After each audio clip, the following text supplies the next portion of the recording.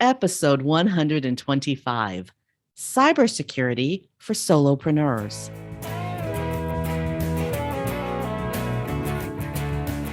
Welcome to Gratitude Geek, the relationship marketing podcast, helping micropreneurs find your micro influencer magic. I'm your host, Candice Rodardi, and this week I'm joined by Ryan O'Hara.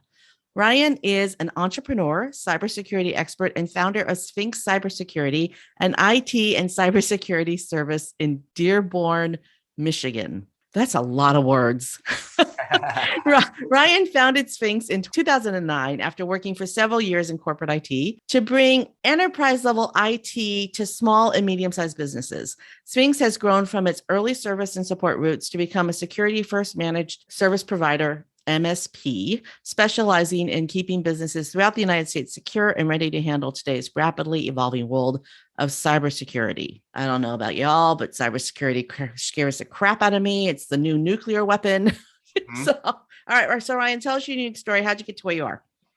So, like in the bio, I kind of fell into IT early on. I started college looking at the engineering program, and I had messed around with computers as long back as I can remember, and it was something that I was so interested in and easy for me. It never really occurred to me as something to go into as a profession. So halfway through college, I was like, wait a minute, what am I doing here? I should be focusing on computers. This is what I'm interested in. This is, what I have fun doing. So kind of totally shifted gears then at that point and started getting into IT. Started with a small kind of mom and pop shop early on, and then moved into some larger companies.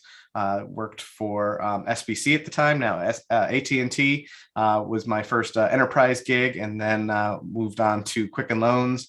And then at some point, just kind of started getting bored of that as well, and decided to start my own business, get a little bit more involved in some of the smaller businesses in the area, kind of have a little bit more unique of a day, right? Every day at that point was something a little bit different because everybody was a little bit different. Everybody had different needs. And then it just kind of took off from there. So started the company in 2009. At that point, it was more of a reactive type service. So somebody has a problem with their computer, it breaks, they call us, and we fix it. Couple years later, kind of got sick of putting out fires and realizing that this wasn't exactly what business owners needed, whether they knew it or not. In most of the cases, they didn't, and moved to more of a proactive model where we were monitoring machines, trying to fix problems before they broke, putting out a lot less fires, and just keeping things up and running. The big shift, though, was probably in the last 4 years. Kind of saw the writing on the wall with security, where things were just getting really, really crazy. So being, in IT and kind of looking at it and having all of these clients that we support, I started losing sleep about, what happens if one of my clients gets hit? What happens if we get hit? And then, our tools are used against our clients, And so at that point, it was really clear to me we need to make this shift, and started getting into cybersecurity at that point, to where now we are what I call a security first IT services provider. So we're still providing all of that day-to-day proactive IT support and service, but with a security first mindset, and enforcing the fact that we're helping people implement the policies and use the tools to satisfy cybersecurity frameworks to keep themselves protected. And it's been an interesting journey. I mean, you said it scares you, which is good. It's a good thing. It means you're aware of it, but a lot of people aren't aware of it still. So a lot of what my day-to-day is really educating people to help them understand what they need to look for, what they need to protect themselves against. So, that's why this, podcast was really intriguing to me, because it's a way for me, I almost consider myself an advocate at this point, more than an IT provider, and just trying to be able to help small businesses be able to know what is out there and how to manage that risk. Well, let's talk about, okay, so you worked for some big corporations. When you're listing off the names of the companies you work for, those are some big names. But that was all before 2009. Correct. And this is now 2022. That's like 13 years ago. Yep. So a lot has changed. A lot has changed. How can, and the one of the most important things is we are now proactive instead of reactive when it comes to things like cybersecurity and security in general. what you do is like putting bars on the windows when you live in a bad neighborhood, right? Except we all live in a bad neighborhood when it comes to cybersecurity. Yeah, it doesn't matter what kind of neighborhood you're in because they can get you anywhere. Exactly. So talk to me about what's changed in those 13 years and what you see. Give me a positive spin. Sure. I mean, really, to me, the biggest thing that has changed has been the bad guys have gotten so much further, right? Part of the problem the way I see it is that in the last 5 years, the bad guys have accelerated their game to such a higher degree than what the good guys have been doing. So right now, the ransomware industry as a whole, if it was a country, it would have the third largest GDP in the world, right? So they've got all the money, they've got all the research. So it's kind of like, we're fighting something of a losing battle. I mean, I don't believe that in its entirety, but that's kind of the way that the game board is looking right now. I mean, if we had 5 years ago been able to get everybody to start doing multi-factor authentication, so kind of the thing where you get the code texted to your phone, or you got an app on your phone, you put in that extra code after your password, I think it would have changed the ball game considerably. But because that was hard and it was inconvenient, and unfortunately security tends to be inconvenient, we're trying to make it harder for the bad guys, but it usually adds some steps for the good guys as well. Because of that resistance, they've built up such a cash flow over the years that it's really hard to be fighting against that. And there's a shortage in the cybersecurity industry as well. So it's been that kind of constant battle where, unfortunately, talking to a lot of people and a lot of business owners, they don't always understand that this is an issue unless they've been hit. And that's the sad part. So I do my best to try and educate people so they can take steps before it gets to that point. But unfortunately, there's a lot of people out there that, it's too much money. I don't budget for IT. I've not paid for IT traditionally. So until they get hit, they don't have the budget for it. And then when they do get hit, it's like, all of a sudden the heavens open up and, they're going to pay whatever they want because it's that uncomfortable when you go through something like that. I don't want to sound too political, but God, I want to ask this question. So, is the resistance to two-factor authentication a uniquely American issue, or are people worldwide not wanting to do that? It seems to be that it's hard to answer that question. So as far as percentages go, we were actually, I do a cybersecurity podcast as well with a couple of my colleagues. And we were talking about this when we recorded this week's episode. The stats right now are showing, as far as ransomware specifically was concerned, that North America is targeted, I think, 46%, and then Europe was 30%. So as far as the attacks go, I mean, and that may not have as much to do directly with your question about the resistance to it, as it is just that it's a bigger target base. But it certainly seems that way. That we and maybe it's a capitalism thing, right? It all comes down to money essentially. And unless you've been hit, it's hard for somebody to wrap their head around why they would pay more to prevent something. It's just like, it reminds me a lot of the old days of backup, right? When we would tell people, hey, you need to back up your data, a lot of times we get the response of, oh, I've never had a problem before, so why would I spend that money for something like that? And it's like insurance, but insurance is more normal and accepted and traditional, so people don't think about it like that. But things like a backup are essentially an insurance policy. Same thing for cybersecurity. And to that point, not only do you need to have the protections in place, but you need to have the insurance piece as well, because nothing is 100%. You could still invest in this and get hit, but what I will say is, if you do invest in protections and you get hit, one, it's not going to be nearly as bad as if you did before, because we can catch things and control them if they're set up properly. But two, you have that insurance policy to help make you whole at that point anyway. So all of these things are insurance related in my mind. Oh man, I don't want to. Okay, I have to say it. So I am living with metastatic breast cancer, which means I have really high medical bills. Mm-hmm. And thank God I have insurance, right? So I used to live in Texas, and there's just this resistance to, I don't want to have to pay for health insurance. It's too expensive, yada, yada, yada, yada. And, they would say, $1,000 a month to insure my family or $1,200 a month to insure my family. And I'm like, well, here's my bill for $120,000. Can Mhm. you pay $120,000 for one chemo treatment?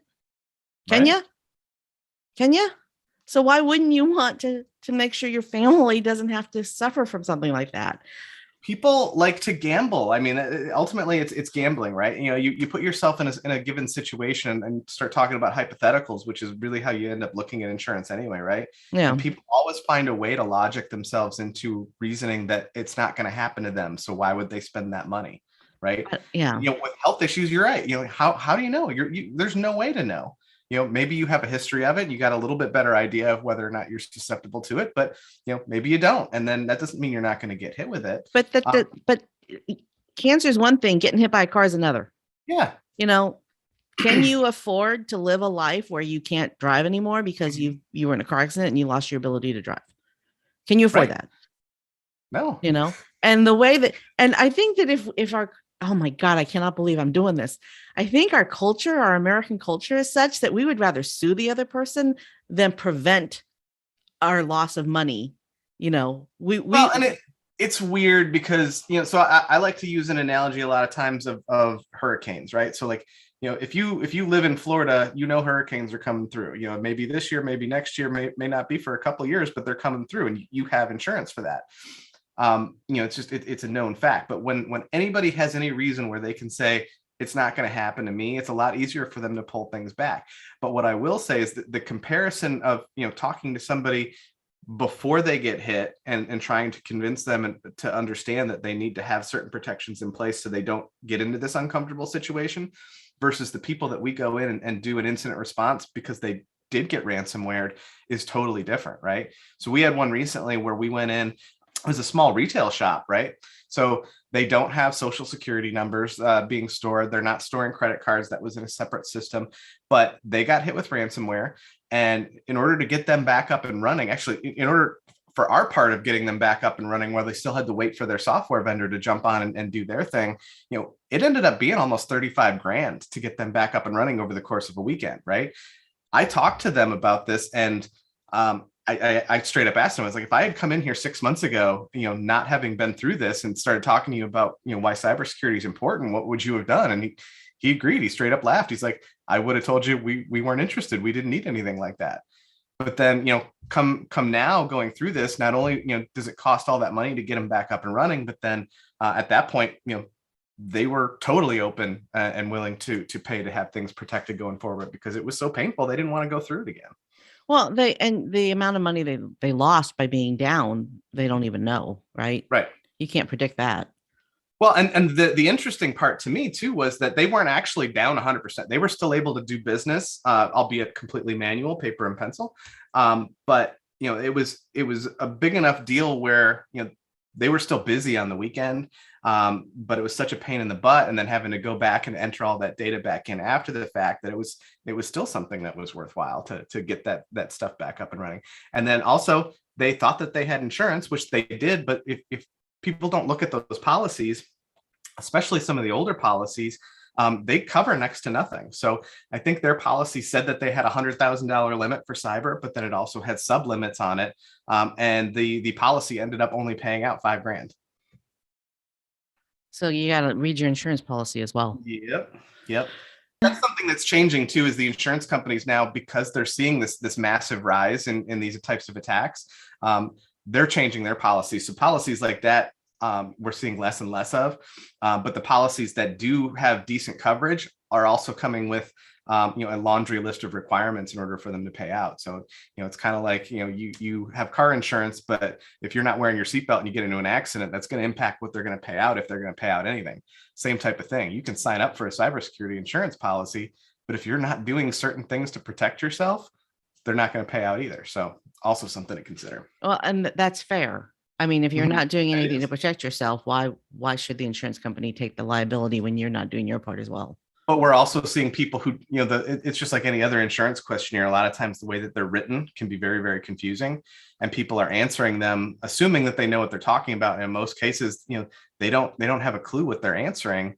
And that's just as bad. I mean, even if you think that you're answering something honestly, if they come back and find out you're not doing what you said you were doing, they're not going to pay out. So you're paying this money. We talk about not wanting to pay for an insurance policy in the first place because it costs money, but then, you're essentially flushing money down the toilet by paying for it and then not doing the things that you need to do in order to get it to pay out in the first place.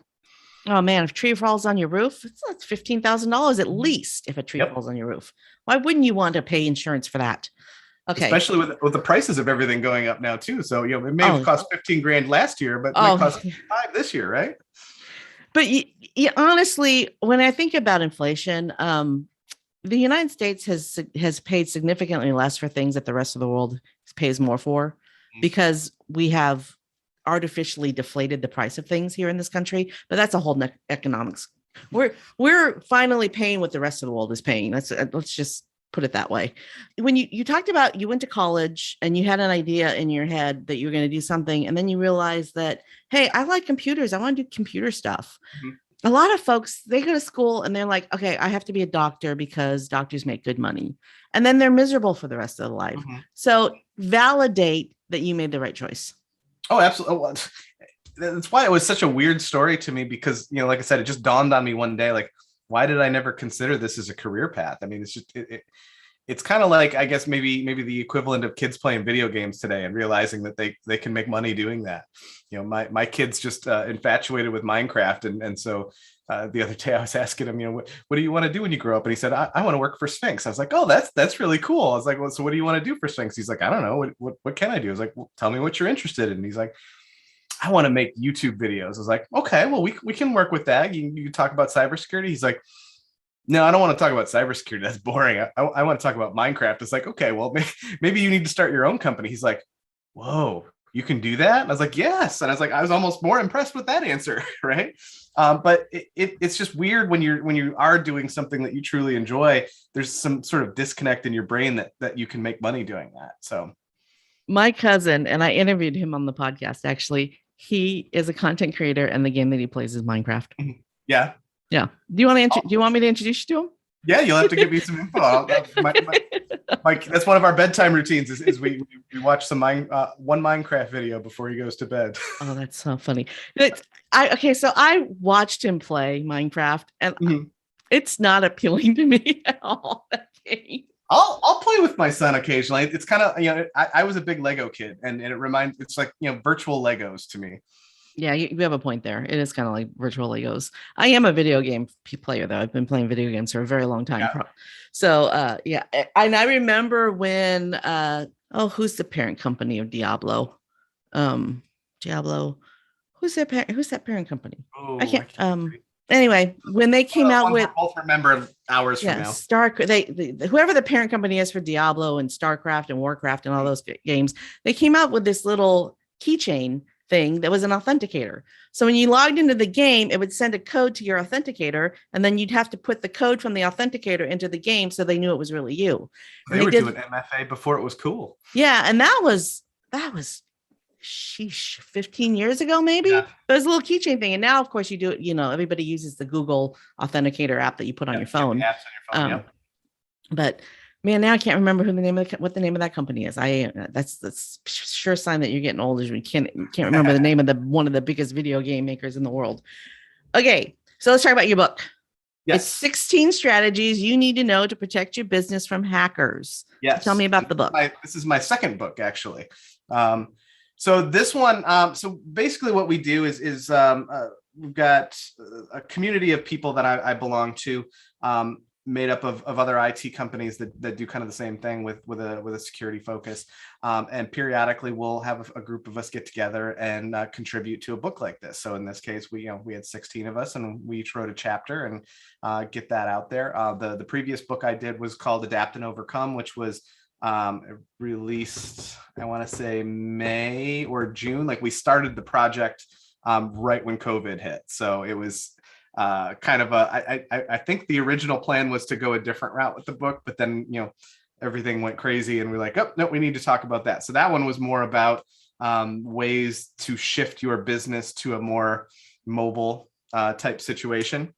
So that was really cool. And then this one is more, about just general cybersecurity. So the chapter that I did was specifically on cloud services, and this one is really, really interesting to me. And it's probably one of the more common objections that we get when we talk to people is my data's in the cloud. So, that's on them, not on me. They're responsible for it. And it couldn't be further from the truth. If you ever look at those, super long terms and conditions that you have for this software, they put in there pretty explicitly that they're not responsible for anything. So anything short of gross negligence, they're not going to stand up and take responsibility if your data gets hijacked, right? And there's a lot of different ways to protect against this, protect your data in the cloud. I think it's probably one of the best and most scalable ways of doing it if you do it right. And the problem is these companies that you typically sign up for these services from, their primary concern is not your security, it's making it a good user experience for you. So, I mentioned earlier, security can be inconvenient, right? So they don't want that. That means that you're going to be calling support. That means you're going to be unhappy with their software because it's not doing what you want it to do. So a lot of them will have security features baked in, but it's up to you or your IT to turn those types of features on. So that's what my chapter is about, is just different ways that people can keep themselves protected, when they are utilizing the cloud, which, I mean, more and more people are doing these days. So do you have a favorite cloud service? We use Microsoft 365 pretty heavily. It's kind of the core of our general service. And I think it's a really good example of that too, because it is something that is really big and really well known. And it has a ton of security capabilities, but it depends a lot on what licensing level people have for what they're using. So some of them include more security features than others. Some of them don't really include much of anything, but it's also very complicated. So it's not the type of thing that, the typical end user could, they could absolutely go out and purchase any of these licenses direct from Microsoft, but it's not the type of thing that they're going to be able to go in and just very easily turn on security and be set up and good to go. And that's kind of what security looks like all across the board. And even with IT providers, I mean, not all IT providers are created equal as well. We're seeing a lot of people who or a lot of companies right now that are a little bit late to the table as far as catching up with security, and are starting to realize that this is something that's going to be more important now. And you can just tell that they don't have a whole lot of, they haven't put a lot, and I'm trying to be careful about my words here because I don't want to knock other companies, but they don't understand what the concept of cybersecurity is, kind of to a similar degree as your average business owner, right? I talk to people all the time. They're like, "Oh, I've got this cybersecurity program, so I'm good." Cybersecurity isn't a program. Cybersecurity is a framework. There's multiple frameworks that are there that basically are a set of guidelines. We call them controls that outline certain like best practices to keep yourself safe. And so, yes, we use different tools to satisfy these controls, but it's not just any one tool. It's really built up of it looks more like an onion of layers, right? So you have to plan on any one or two of these tools, something getting past them and having other things in place. So something like 365, for example, having policies in place. So, one of the things, a couple of the things we talk about in my chapter is, making sure that you lock it down. You have MFA first off, that's by far the biggest thing that you can do. And, it's probably the easiest thing and the biggest bang for the buck that, your average end user can do, is make sure anything that you log into, you have MFA enabled. Most things these days have it as an option, just may not be turned on by default.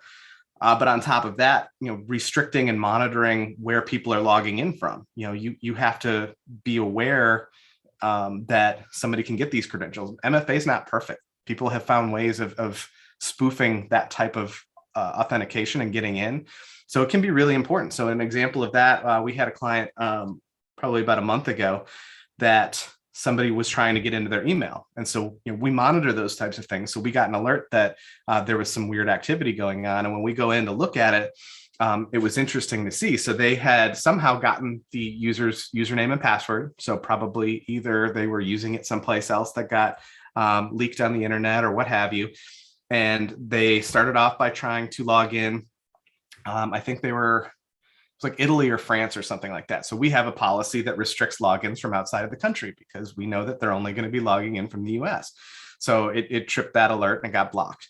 So then we're looking a couple more tries and they realized, oh, they're probably blocking it that way. So then all of a sudden those login attempts jump over and they're coming from Texas, I think. So they spoof their IP in order to look, so they get past that layer. And, then it was being blocked because, we actually have it restricted down to a smaller scale geographical location. So it was still blocking it there. Plus they didn't have the MFA code. And then another thing that we can do, which we didn't have in place with that particular client, just because they move around a little bit, but you can restrict it down to a single IP address as well, or a couple IP addresses. So like, unless somebody's logging in from this place, they're not going to get in. One big thing that we do is we actually, the machines themselves are joined to the system.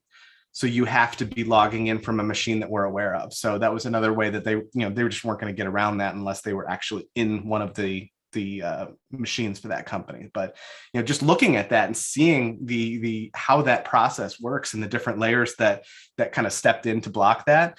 And if you didn't have any of those things in place and somebody had your username and password and you weren't using MFA, I mean, this is something that we've seen a lot of since everything started in Ukraine. For whatever reason, Russia and China both really stepped up and just started trying logins randomly on all of these different accounts. So we're seeing a lot of that. Because they could. So, okay, let's unpeel the onion there, because you talked about a lot of things. You have multi-factor authentication. Mm-hmm. You block IP addresses that are out of the country. Yep. You blocked IP addresses that were out of the state for this small business. Correct. What else? And you block so that you have to be logging in from a machine that we're aware of. So it's basically a computer that's registered with the system. So I couldn't take this random computer and log in, and this kind of takes another step back to security is inconvenient, right? So, you talk to people who, hey, it's Memorial Day weekend, right? And, we've got a barbecue and I forgot that I needed to do something at work or something I didn't do. You're not going to be able to go to, the random computer or whatever house you're at and log into your system and be able to do what you need to do, because that is not a joined machine. It doesn't have access to your data. But your machine does. It's also going to prevent somebody from, if they had your username and password and whatever, from accessing that data. So it's about having, so multi-factor authentication by default is three things: your username, your password, and that code. So we're actually taking it several steps further. So then, you got to be logging in from the right place. You got to be logging in from a computer that we're aware of. And in some cases, you've got to be logging in from an IP that we've already specified. So having all of those things in place really limits the vector that somebody can use to attack you. So I've known you for, I don't know, 6 months or so. And one of the things I've done since I've met you is I use one of those password management systems where it has my passwords and all I have to do is put in one password and it will autofill my other passwords. But I turned off the auto thing. So now in order to use a password, I have to actually log into the main password program. Mm-hmm. So that's kind of MFA, I guess. But it was annoying for a little bit, but now it's just like anything else. You get used to it. I remember early 2000s when we were getting to a point where people needed to put passwords on their computers in general, which before a lot of people didn't put a password just to even get in their computer. And it was a big pain in the butt. And nobody liked it. Now it's something you don't even think about. Yeah, exactly. You get used to it. Okay. So I love this idea that you've collaborated. We're completely changing gears right now. I love, hold on, back it up. Before we change gears, I really do want you to give some 5 practical tips that somebody who works at home and they're the only person in their company and they can't in their mind afford someone to do what you do. What are 5 things that they can do right now to protect their business? Right. Let's see if I can get 5. So MFA by far top number 1. I mean, that might be 1, 2, and 3, right?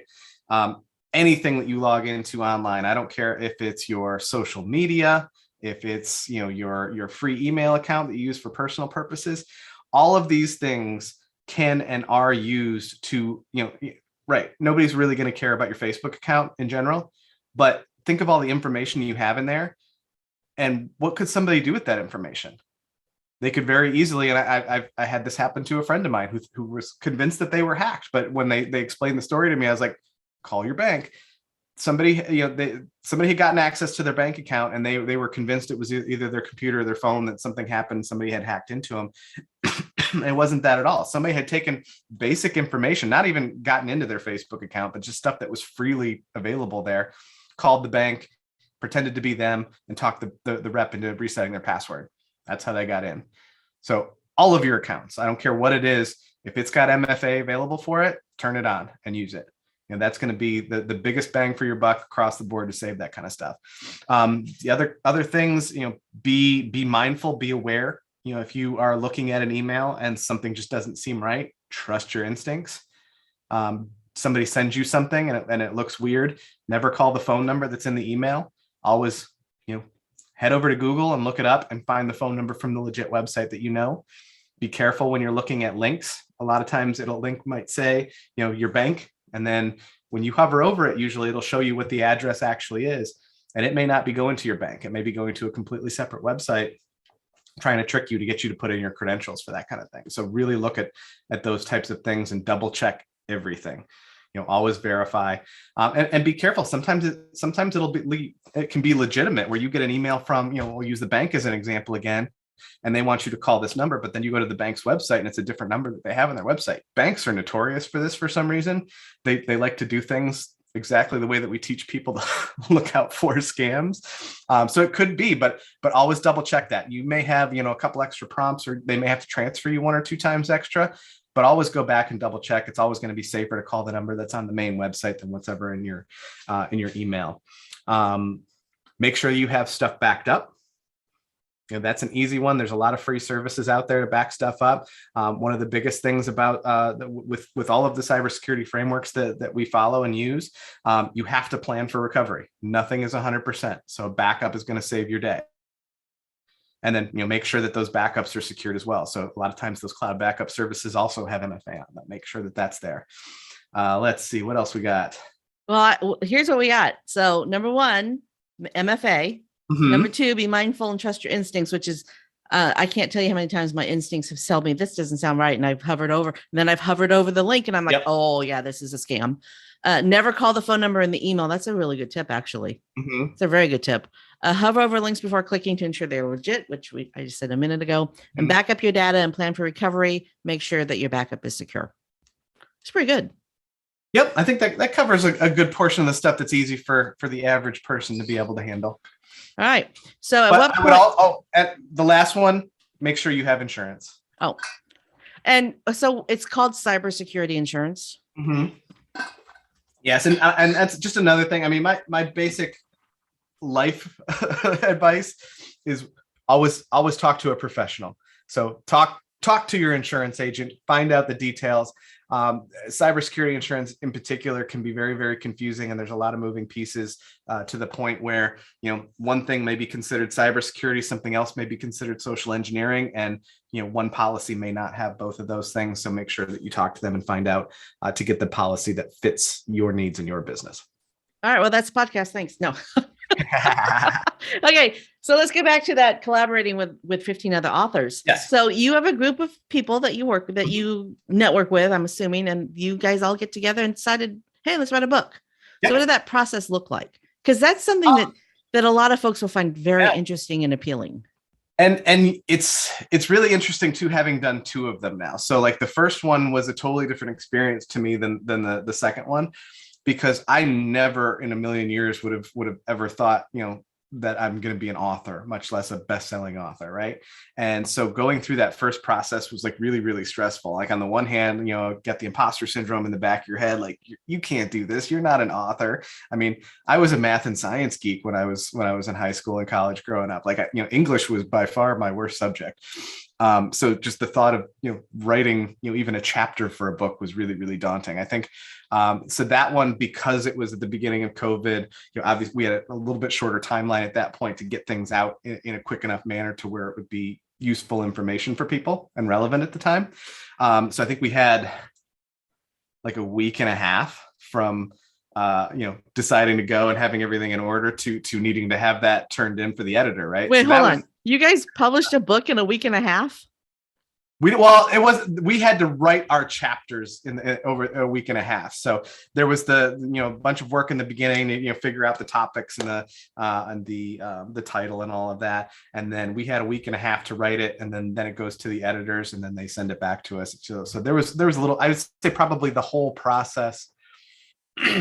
So we, I think, started.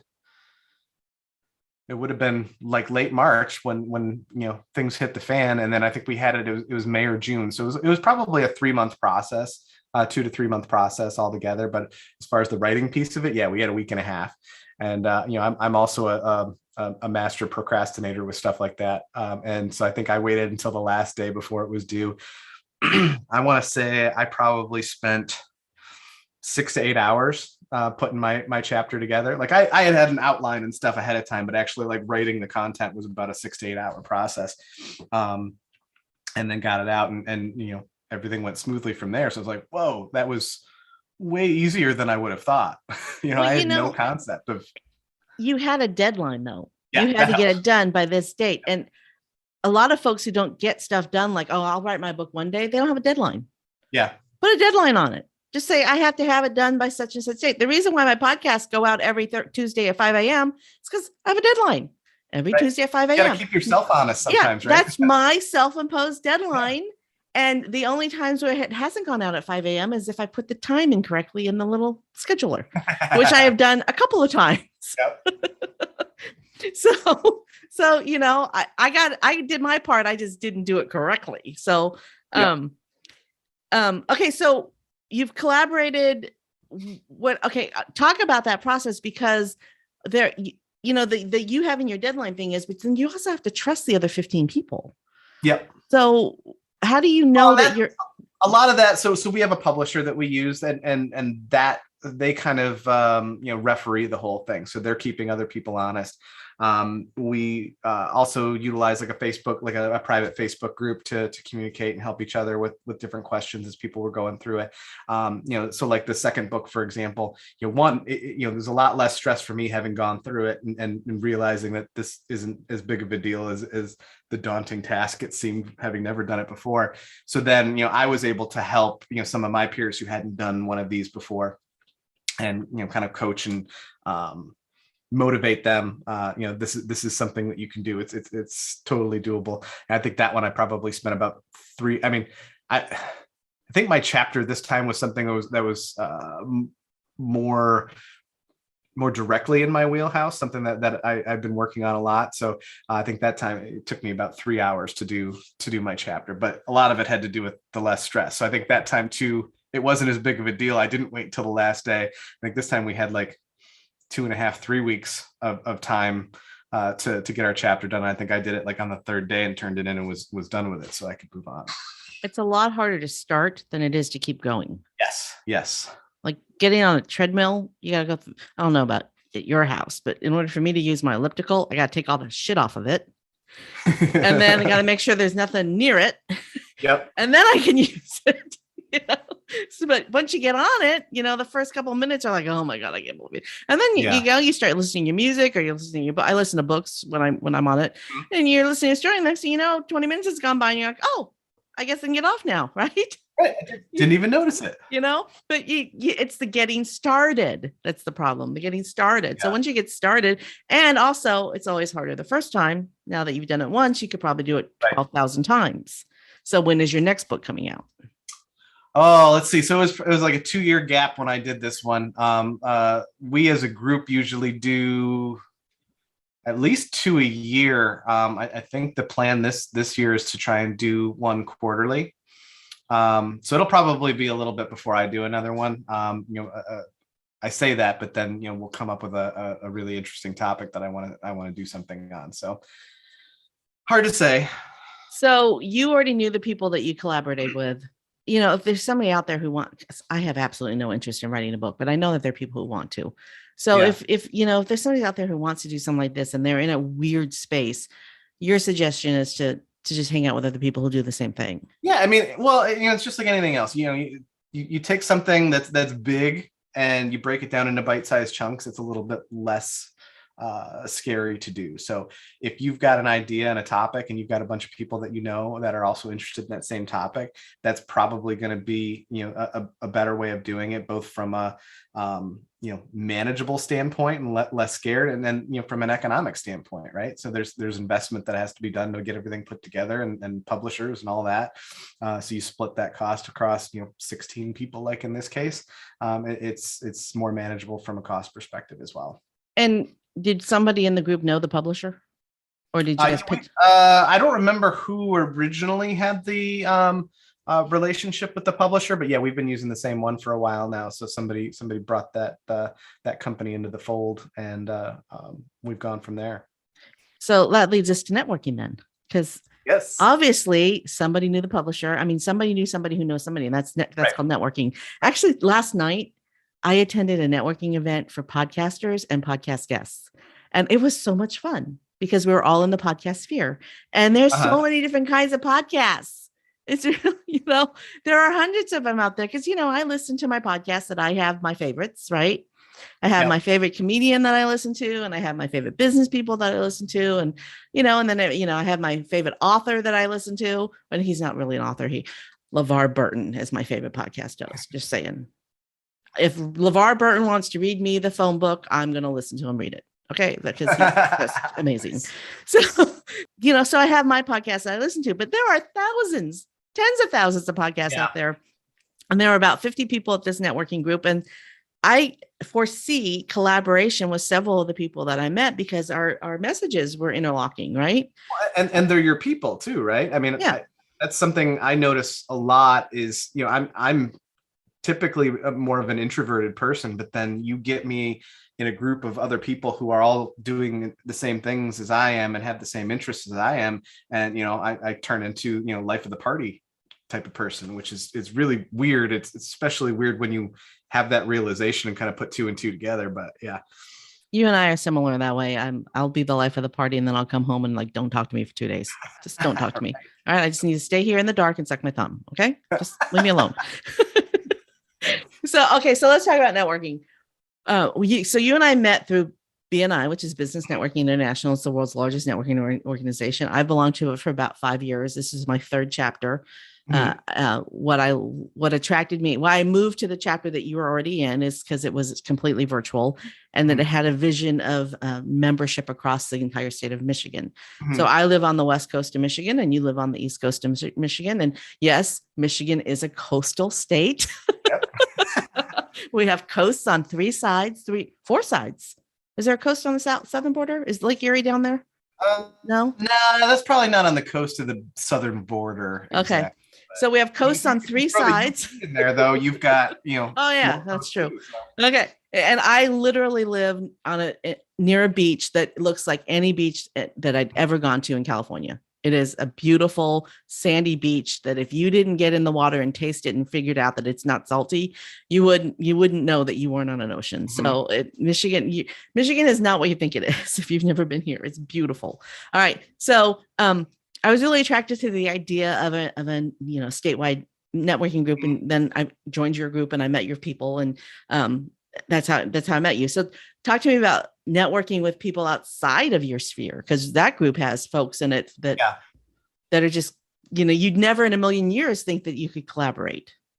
Well, yes and no. So, it's not the same exact sphere, but it's a sphere in and of itself, right? So, they're not all IT and cybersecurity people, but they're all business and entrepreneurs. And so they're it's just a different subject of my life, that it's a different group of people, but the same kind of scenario. So, and this group in particular is so not all networking groups are created equal, and you may not be as good of a fit for certain groups of people. This was one that I just kind of clicked right away with, where I remember having one of my first one-to-ones with one of our members, and I kind of did the typical back and forth networking one-to-one kind of stuff, and started asking him about his business and what type of people he likes to work with. And he's like, I don't want to talk about that. I just want to meet good people. I want to make relationships. And that just kind of blew me away. I was like, that makes sense. I know exactly who you're talking about.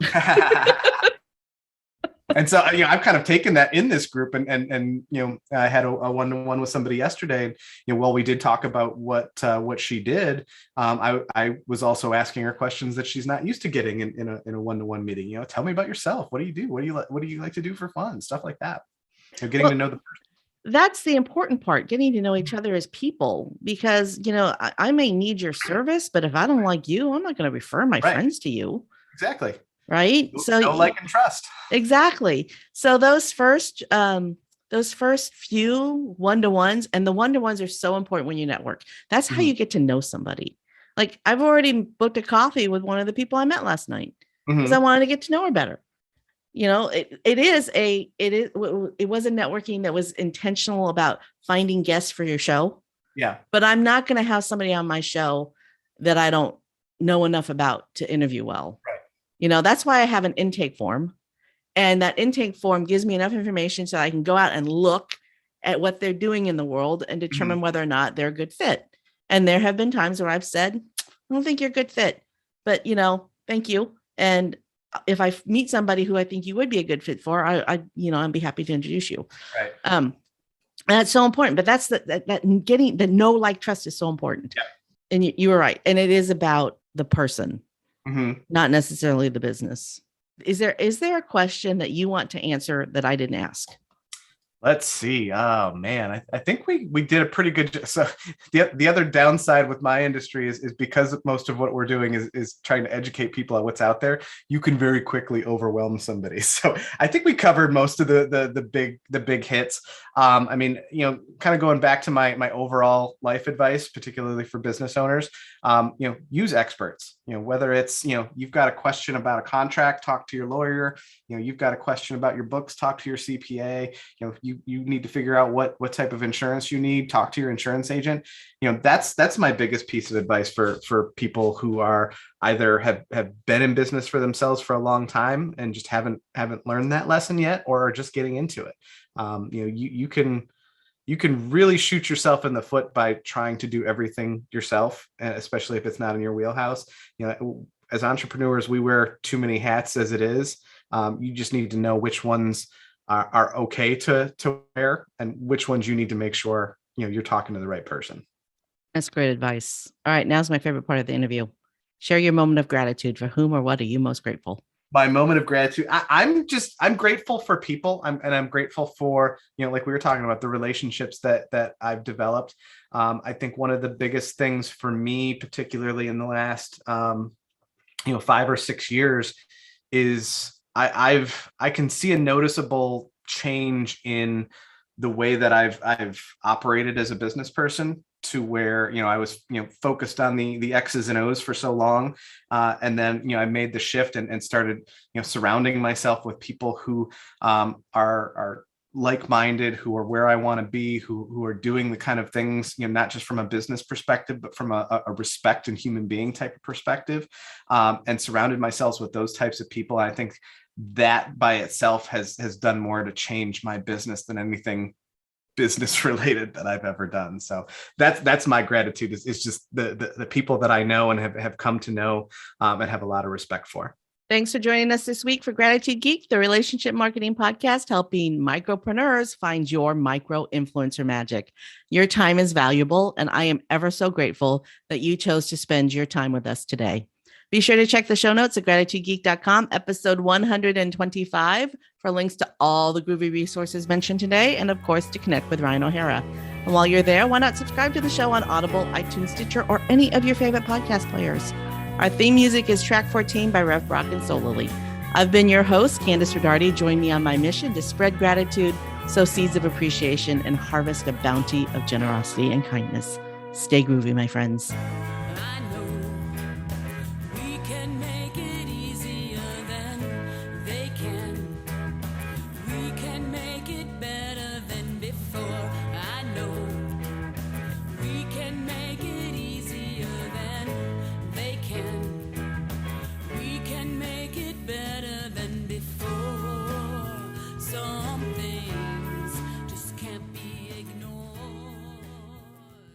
Stay groovy, my friends.